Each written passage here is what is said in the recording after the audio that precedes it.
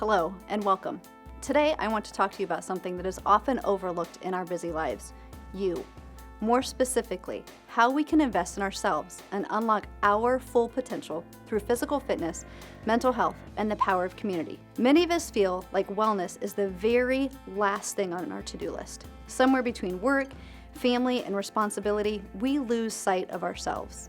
And when that happens, we start to lose a little of our energy, our joy, and even our sense of identity. Before we dive in today, let me introduce myself. My name is Debbie Wagner, and I am the co-owner of CrossFit Crave. Over the years, I've had the privilege of working with hundreds of women, including many court-involved and justice-related settings, to help them connect with themselves through fitness, community, and self-care. I've seen firsthand what happens when women reclaim time and space for their own wellness.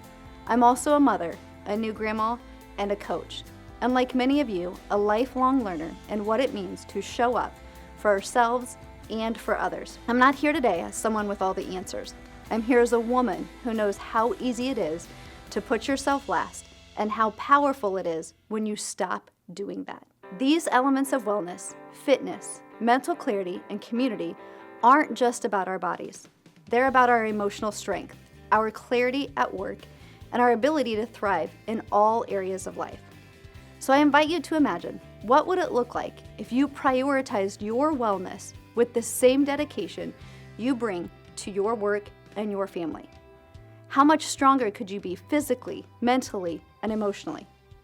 That's what this is about, the power of fitness, friendship, and community to transform not only your own life, but the lives of those around you. We've all heard the phrase, you can't pour from an empty cup. But the real question is, how do we fill that cup and then pour from the overflow? Fitness is one of the most powerful tools we have. And when I say fitness, I don't just mean lifting weights or running marathons. Fitness is movement. It is anything that gets your body engaged and your heart beating. Walking, stretching, dancing, yoga, or a group class. The magic is not in the intensity, it's in the consistency.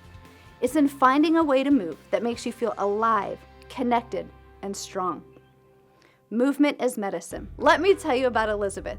She's a busy mom of two who hadn't worked out in years. She thought she had no time, but she started with just 10-minute walks on her lunch break. A few months later, she joined a group class. Now, she's not a fitness model, but she's one of the most energetic people in the room. Why? Because she made the choice to show up for herself. That's the power of fitness. Now, let's talk about mental health. So many of us feel pressure to always be on, to be calm, composed, and strong, no matter what's happening inside. But the truth is simple. Our mental health is just as important as our physical health. Mental health is health. And here's the good news. Fitness, especially group fitness, is one of the most effective tools we have to support it. Movement reduces stress, it lowers anxiety, and it boosts mood. But it's not just the exercise. It's the sense of camaraderie, of belonging, of knowing you're not alone. Still, I know the barriers. I'm too busy. I'm too tired. I don't know where to start. Fitness does not have to be a 1-hour workout. It's sometimes a 15-minute stretch, a short walk, or even dancing to your favorite song in the kitchen. The important thing is making wellness non-negotiable, just like the work we do with our family. Because when we care for our bodies and our minds, we show up stronger in every other part of our life. One of the greatest gifts of fitness is the community it creates. When we work out with others, it's not just about exercise, it's about relationships. It's about having someone who cheers for you when you're struggling and celebrates with you when you succeed.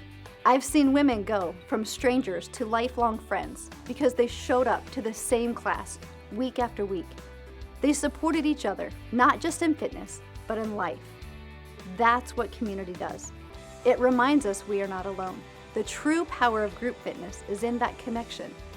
Together, we become stronger, physically, emotionally, and socially. Let me share a few stories of women who embody this truth. We have Ashley. Ashley is a law enforcement supervisor, high-performing, capable, but completely burnout. She came to me and she said, I was doing everything for everyone else, but I wasn't even on my own list. She started with one weekly class. At first, it wasn't about the workout. It was about carving something out just for her. Over time, she gained strength, clarity, and balance. Her team noticed the change. Her wellness rippled out to others. Now let's talk about Alex. She described feeling adrift, unsure of who she was outside of her roles. She joined a boot camp on a friend's dare. That class reminded her she still had strength, physically and emotionally. What started out as workouts turned into friendships, and friendships turned into healing. Now she helps lead that same boot camp. Her journey became someone else's inspiration. Let me tell you my story. For years, I dabbled in different fitness programs. A class here, a 2-week trial membership there, nothing stuck. My mental health suffered. I was on the struggle bus. And then came the text, "When are you coming with me?" That one word, when, changed everything. Walking through the door the first day was the hardest part for me. I was intimidated, I was out of place and ready to leave. But I stayed. 14 years later, I'm still here. I still hate burpees. I still sometimes struggle. But I also find joy, confidence, and community in every class. That's the point. Fitness isn't about being perfect. It's about showing up for yourself, for others, for life. So let's bring this full circle. We've talked about fitness, about mental health, about community. But more than anything, we've talked about the power of agency to choose yourself. Wellness is not selfish, it's essential. Because when we invest in ourselves, we don't just survive, we thrive. And we give others permission to do the same. So here's my challenge to you. Find one way to move this week and invite someone to join you. Maybe it's a walk at lunch, maybe it's a yoga session, or maybe it's trying out a local class. Because when women move together, powerful things happen. We build confidence, we boost mental clarity, we create connection, we discover joy, and we become stronger together, not in spite of our struggles, but because of them.